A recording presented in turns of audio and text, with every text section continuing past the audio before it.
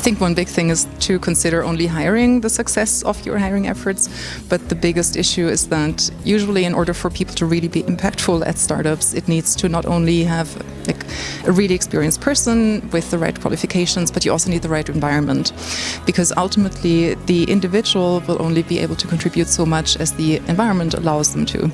And so I do think it's really important for startups not only to consider the person hired as a success, but essentially people successfully onboarded, people having impact on teams, and really looking at, when they think about hiring, what do we want the impact to look like and what environment do we need for that impact to be realized. And so I do think ultimately, don't just look at people, don't look at individuals, look at the environment that you have in your startup and how you can set up for people to thrive and have the impact that you need. Beyond just providing a means to pay the bills, work also provides people with identity. And so anything, when we talk about changes to work, it goes straight to people's heart and to their perception of who they are, who their family is, who they are relative to their community. So when we say future of work, we're really, it's quite radical. The stuff we talk about, the changes we talk about affect people very deeply on a personal level and of course a financial level. And then we're back to social equity and is this going to be more or less hierarchical, more or less unfair, whatever, than what we have? Those become very critical concerns when we talk about the future of work. And digitalization of work, we know this, we risk pushing out. The more we digitalize, the more even blue-collar jobs that had like a very basic element of mastery in them, at least intellectual mastery, even those jobs risk disappearing, and you risk pushing or excluding a large group of people who just, where it's just not their strength to work intellectually with technology, and then they have nowhere to go. So a lot of the applications of artificial intelligence today have to do with answering questions, right? Like, is this, what object is in this image? Is this bank transaction fraudulent? And a lot of the time, the main applications of AI are having to do with automating something that would usually take a human a very long time. Maybe it's not the most creative task, or you don't need amazing problem-solving skills, because those are the things that humans are very good at. But the AI is good at these like manual labor tasks. So things that need to be automated, these very repetitive tasks, that's a huge use case for AI. I can give an example. So one of the things I worked on a lot in my past work was on the field of pathology. So this is analyzing cell images.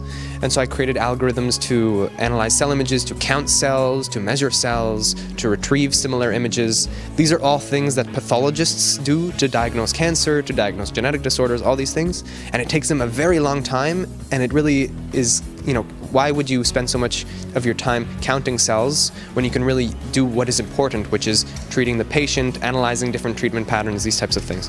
So again, these very repetitive tasks, right, that don't require so much problem solving. This is like currently one of the best use cases for AI, but AI is getting better and it'll expand to new areas, you know, even more in the next few years. But this is one of the main ones. My specific responsibility is a human responsibility. Being an entrepreneur or an investor is just a tool, a skill that I have, a knowledge that I have.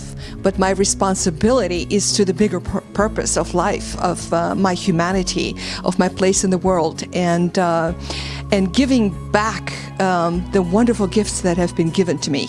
So I do not allocate that to being an investor. It's just a label. I don't see myself as an investor. I'm a human being having a spiritual experience. I think the biggest challenge is actually to evolve a positive vision of the future that doesn't base on economic growth. So we need another understanding of what growth can be and how we feel comfortable in the world without being richer and richer. And maybe we can be rich in time, but not in money and cars anymore. Frugal innovations are basically concerned about achieving affordable, clean excellence. So they are very much customer-centric.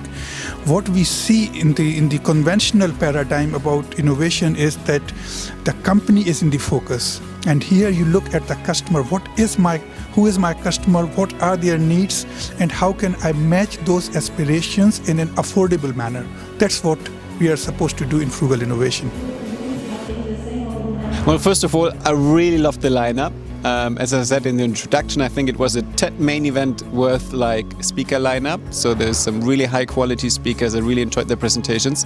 And I think the theme that came up in most of the panels is being stuck between dystopia on the one hand, the negative consequences AI could have on the job market, for example, the negative consequences, of course, of climate change on the one hand, and on the other hand, utopia, all the benefits that AI can bring in solving some of the biggest challenges we have as humanity, and also believing in the creative power and the exponential growth of knowledge, ideas, and you're somewhere in between, navigating like the future that we imagine at the moment looks very bleak. Where do we find hope that we can actually get to a future that's really enjoyable, that's not how we imagined it, but that's worthwhile looking forward to?